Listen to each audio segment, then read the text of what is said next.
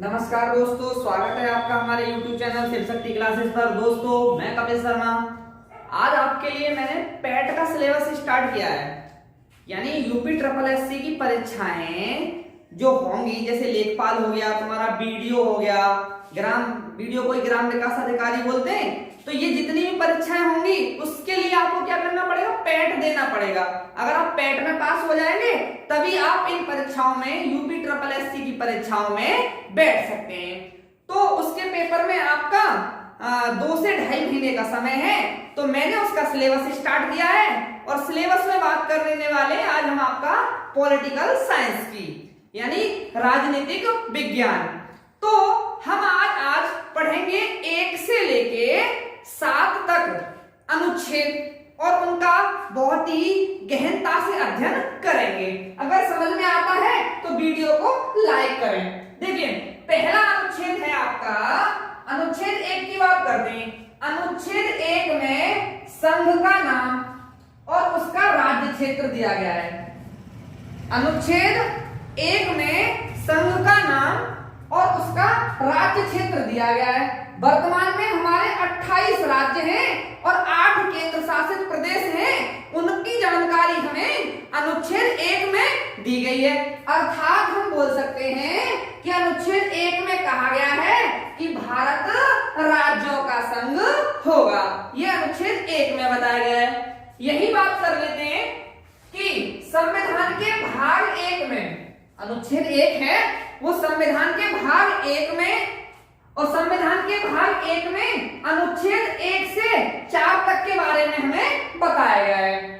संविधान के भाग 1 में अनुच्छेद 1 से 4 तक के बारे में हमें बताया गया है। यहां पे बात करते हैं आगे अनुच्छेद 2। अनुच्छेद 2 में नए राज्यों का प्रवेश या स्थापना, यही समझते हैं, बड़ा कंफ्यूजन होता है 2 और 3 में। अनुच्छेद 2 में बताया गया है कि भारत नए राज्यों की स्थापना कर सकता है। वो कैसे कर सकता है? मान लो भारत अभी पीओके पे हमला कर देता है और पीओके यानी पाक ऑक्युपाइड कश्मीर, यानी पाक अधिकृत कश्मीर को भारत हमला कर देता है और अपने भारत में मिला लेता है। तो जो पाक अधिकृत कश्मीर है वो उसका भारत में विलय होगा, वो अनुच्छेद 2 के अनुसार होगा। अनुच्छेद, जैसे कि अनुच्छेद 2 के क में जो बताया गया था, अनुच्छेद 2 के क में सिक्किम 1975 में जब भारत में मिलाया गया था तो किस अनुच्छेद के तहत मिलाया गया था? अनुच्छेद 2 के तहत मिलाया गया था। अनुच्छेद 3 तुम्हें बताता है कि भारत सरकार संसद में कानून बनाकर, ठीक है, नए राज्यों और वर्तमान राज्यों के क्षेत्रों, सीमा या नामों में परिवर्तित कर सकती है। यानी अभी यहां से समझते हैं, अनुच्छेद 3 में भारत सरकार जो है वो राज्यों के नामों में परिवर्तन कर सकती है, सीमाओं को बढ़ा और घटा सकती है। अनुच्छेद 2 में कि किसी दूसरे देश के अधीन कोई राज्य है और भारत सरकार उसे भारत में मिला लेती है तो वो अनुच्छेद 2 के अनुसार मिलाया जाएगा। अनुच्छेद 4 तुम्हें पढ़ना नहीं है क्योंकि इतना इंपॉर्टेंट नहीं है। अब बात करेंगे संविधान के भाग 2। संविधान के भाग 2 में अनुच्छेद 5 से 11 तक भारत की नागरिकता के बारे में बताया गया है। 5 से 11 में हम पढ़ने वाले हैं कि भारत की नागरिकता कैसे प्राप्त की जा सकती है और भारत की नागरिकता का अंत कैसे हो सकता है। तो सबसे पहले हम अनुच्छेद 5 की बात करते हैं। क्वेश्चन आता है कि नागरिकता भारत के संविधान के कौन से भाग में है? तो नागरिकता भारत के संविधान के भाग 2 में, और अनुच्छेद आता है पूछने के लिए आपको, तो अनुच्छेद है आपका 5 से 11। अब बारी बारी से हम पढ़ते हैं कि 5 में क्या है। तो अनुच्छेद 5 में बताता है कि संविधान के लागू होने के समय नागरिकता, यदि संविधान लागू होने के समय किसी व्यक्ति का जन्म भारत में हुआ है या उसके माता पिता में से किसी एक का जन्म भारत में हुआ हो, या संविधान लागू होने के 5 वर्ष पहले से वह भारत में रह रहा हो, तो यहां हम 5 की बात करते हैं। हमें संविधान का अनुच्छेद 5 यह बताता है कि कोई व्यक्ति संविधान लागू होने के समय या संविधान के लागू होने के समय से पहले के समय से भारत में रह रहा है, या उसके माता पिता या माता पिता में से कोई एक भारत में रह रहा हो। यह अनुच्छेद हमें 5 बताता है कि वह व्यक्ति भारत का स्वतंत्र ही क्या माना जाएगा, नागरिक माना जाएगा। अब बात करते हैं अनुच्छेद 6 की।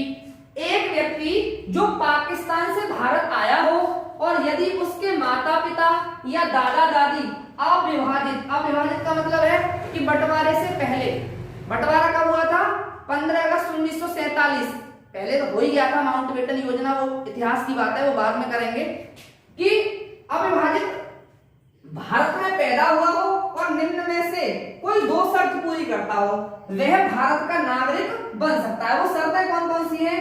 यदि वह जुलाई 1948 से पूर्व स्थानांतरित हुआ हो, यानी जुलाई 1948 से पहले गया हो, या उसने 19 जुलाई 1948 को उसके बाद भारत में प्रवेश किया हो, या तो वो 19 जुलाई 1948 से पहले स्थानांतरित हुआ हो, यानी भारत से पाकिस्तान, पाकिस्तान से भारत, या 19 जुलाई 1948 को उसके बाद भारत में प्रवेश किया हो, तो वह भी अनुच्छेद 6 के अनुसार क्या बन सकता है, भारत का नागरिक बन सकता है। यहां अगर शॉर्ट में बात करें हम कि अनुच्छेद 6 क्या है, कि पाकिस्तान से भारत को प्रव्रजन करने वाले कुछ व्यक्तियों के नागरिकता के अधिकार, यानी पाकिस्तान से भारत में जो व्यक्ति आए हैं उनकी नागरिकता के संबंध में वो भारत के नागरिक कैसे बन सकते हैं, अनुच्छेद 6 हमें बताता है। उसके बाद अनुच्छेद 7 के अनुसार एक व्यक्ति जो 1 मार्च 1947 के बाद से भारत से पाकिस्तान को गया हो, क्या बताता है अनुच्छेद 7 हमें, कि एक व्यक्ति जो 1 मार्च 1947 के बाद भारत से पाकिस्तान गया हो, लेकिन बाद में फिर भारत में पुनर्वास के लिए लौट आए, यानी कोई व्यक्ति 1 मार्च 1947 को भारत से चला गया और मान लो 26 जनवरी 1950 को वह भारत में वापस आ गया, तो उसे अनुच्छेद 7 के तहत वह भारत का नागरिक बन सकता है। उसे क्या करना पड़ेगा, पंजीकरण, एक फॉर्म होता है वो भरना पड़ेगा और वो गवर्नमेंट ऑफ इंडिया भारत सरकार को देना पड़ेगा, और जो फॉर्म है, पंजीकरण प्रार्थना पत्र है, उसे भरने के 6 माह तक उसे भारत में क्या होगा, भारत में क्या करना पड़ेगा, रहना पड़ेगा, तो वह भारत का नागरिक बन सकता है। दोस्तों आज हमने भाग 1 अनुच्छेद 1 से 4 तक पढ़ा। उनके पहले अनुच्छेद में क्या है, दूसरे अनुच्छेद में क्या है, दूसरे के क्या में हमने क्या किया, सिक्किम को हमने भारत में मिलाया।